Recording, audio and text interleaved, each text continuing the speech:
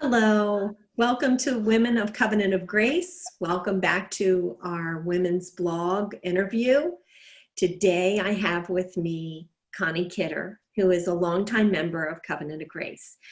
Would you like to say hi, Connie? Hi, everyone, and I'm so happy to be able to be here today. We are really thankful to have Connie joining us, and I've given her a list of questions to ask about herself and her life, and she's going to share with us. And we'll start off with our first question, which is, can you tell us a little bit, Connie, about your life as a child growing up? Okay, I'm a Midwesterner, and I grew up in Ohio, and I was in part of a family of five, my parents, and I have an older sister. I'm the middle child, and I have a younger brother. And we lived in suburban Cleveland, about 30 miles out of the city, southwest, I believe. And most all of our family was in that same area from where we lived all the way south to Akron, where my great-grandparents had a large farm. And most of my family was just someplace in that area. And so we had lots of cousins, aunts and uncles and great-grandparents even, that were all a part of our extended family. And families were not very mobile back in those days, and so we were all there and got to be with our families, and it was a special time. We walked to school always, and my high school was 2 miles one way, and there were no snow days, even though we were in a much colder area than Maryland.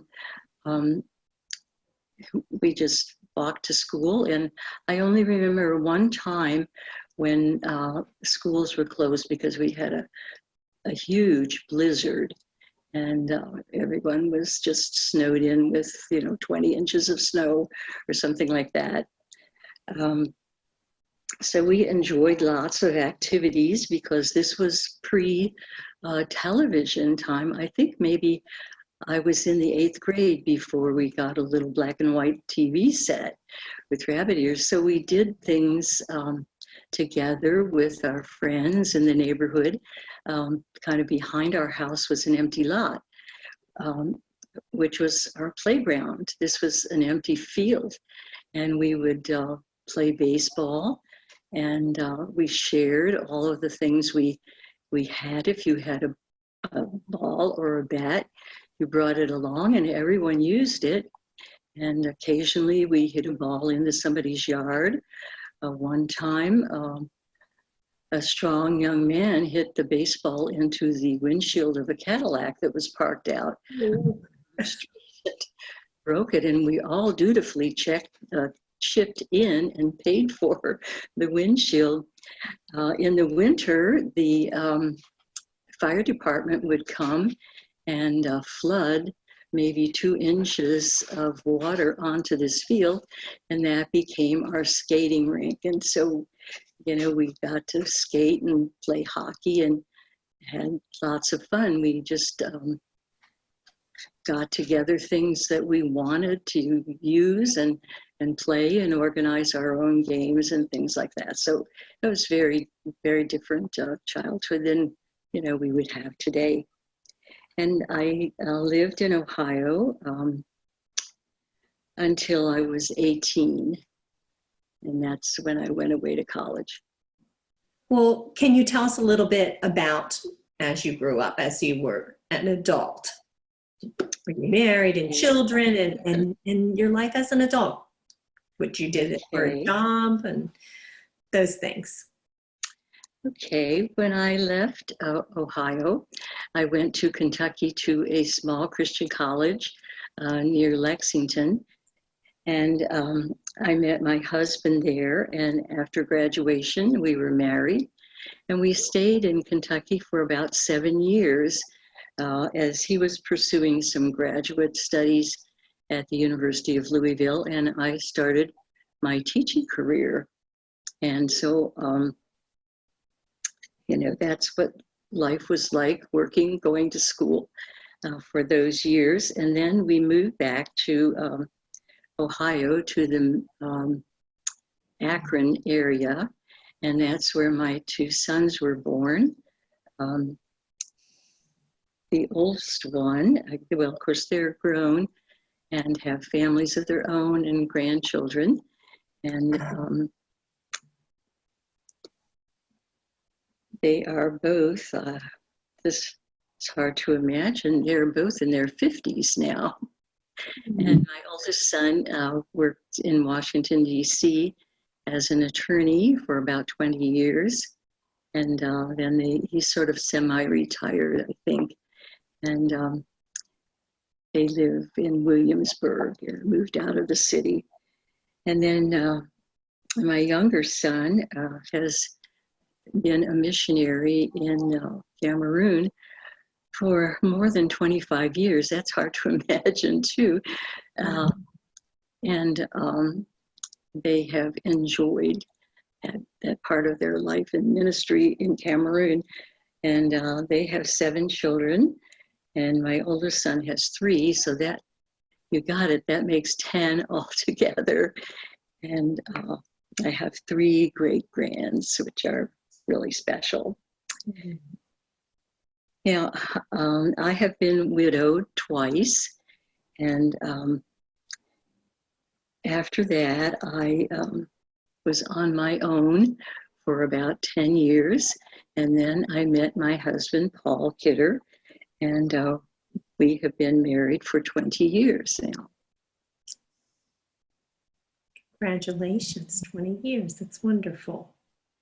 Thank you.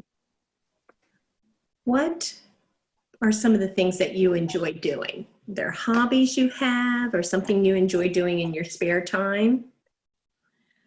I like to read, and I do some knitting.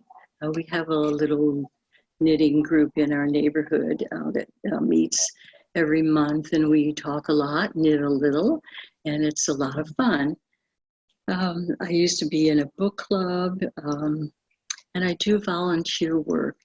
I do volunteer work here at the village we live in, Carroll Lutheran Village, and in the independent living. And there are just lots of opportunities to do things.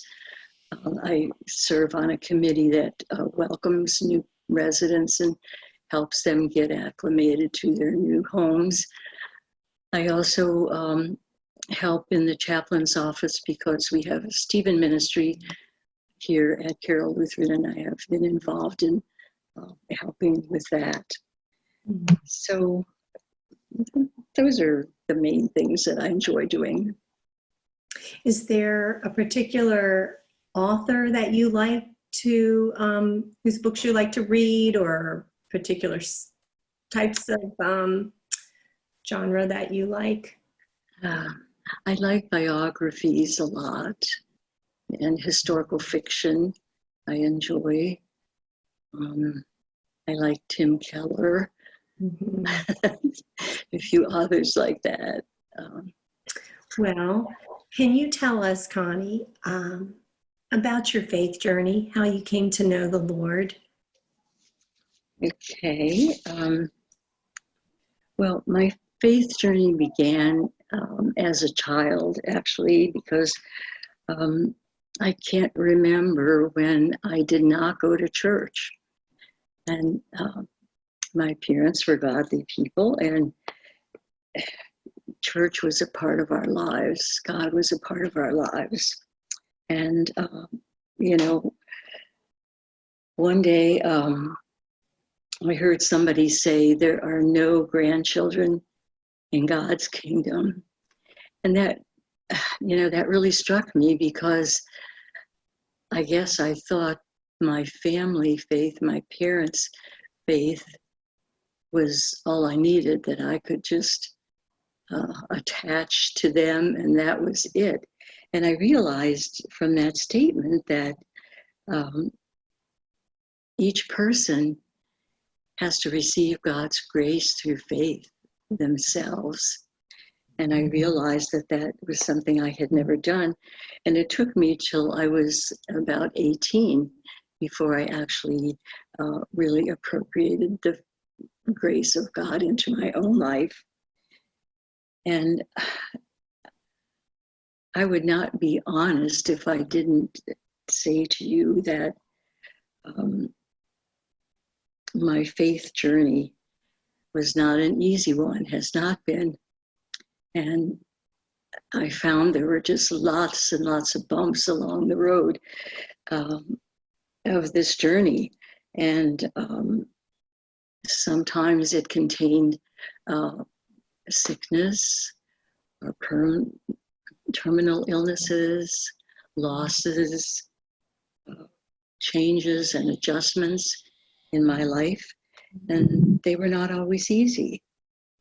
And I can say, though, that God is always faithful and has always been faithful to me. He has always met my needs and taken care of me.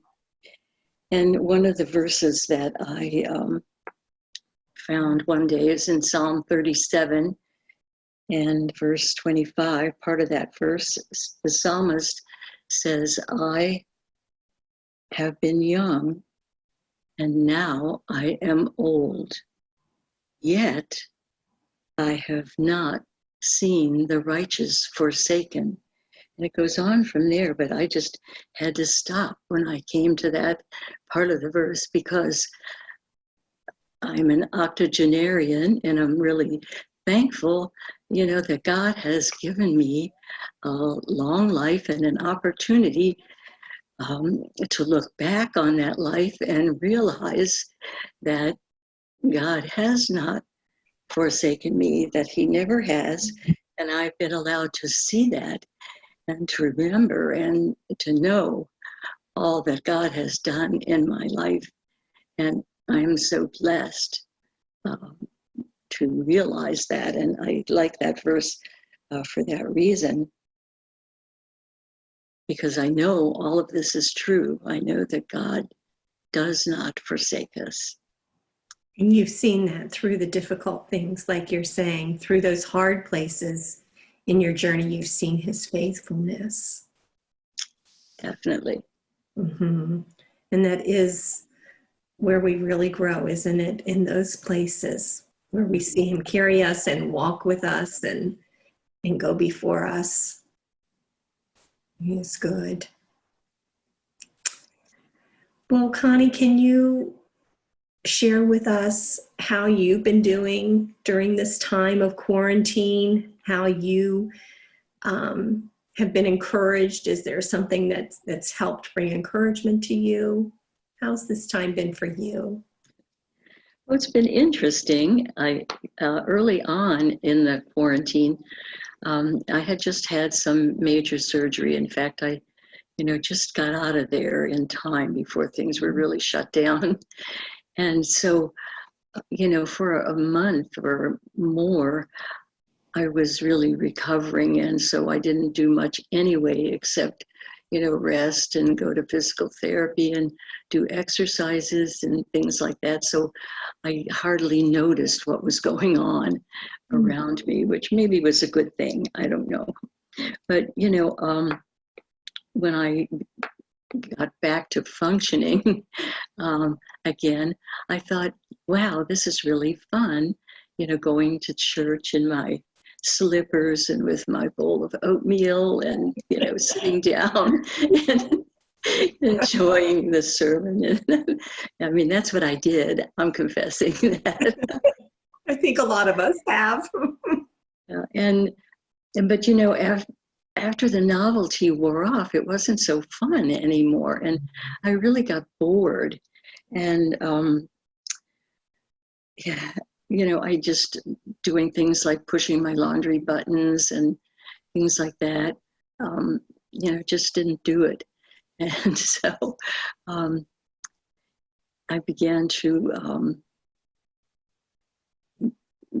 try to fill that void by, making contact with other people, and particularly people that I know in my neighborhood that are alone, and make phone calls to them and try to, just touch base, find out how they're doing.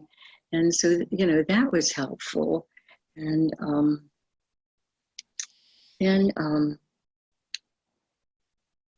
I think I don't recall any particular verse that, came to me during this time, but more of a theme, I guess you would say. I just focused on the sovereignty of God. And as I like to do a lot of times when things don't seem to be right. And to me, the sovereignty of God is such a blessing. It is so helpful. Because when you think about it, we're not floating around out here by ourselves. We know that God is here, and because of his sovereignty, we know we don't have to worry about a lot of things because he knows what's going on here, and he'll take care of us. And so that was sort of the thought that was helpful to me, during this time. Mm-hmm. Meditating on what is true. Right. Well, is there anything, Connie, that has, that you really missed, that you're looking forward to once things are back to normal? Yeah, going to get my hair cut, I think would be just super. That friendship and fellowship is so important, and women like to do lunch, and we have certain special times of fellowship with our friends, and that's something I really miss, something you don't want to give up, and it's great to have that. Pardon me. Yes, it is. Fellowship is just being together with one another, and also the hugs, being able to hug each other again will be wonderful. Hopefully we can do that. I know. Well, thank you, Connie, for sharing with us. This has really been such an encouragement to me, just sharing your faith and just a little bit about your life. And I think it will be a great encouragement to the women of Covenant, and we all need to encourage. Thank you. So thank you for your willingness to share with us. I appreciate it.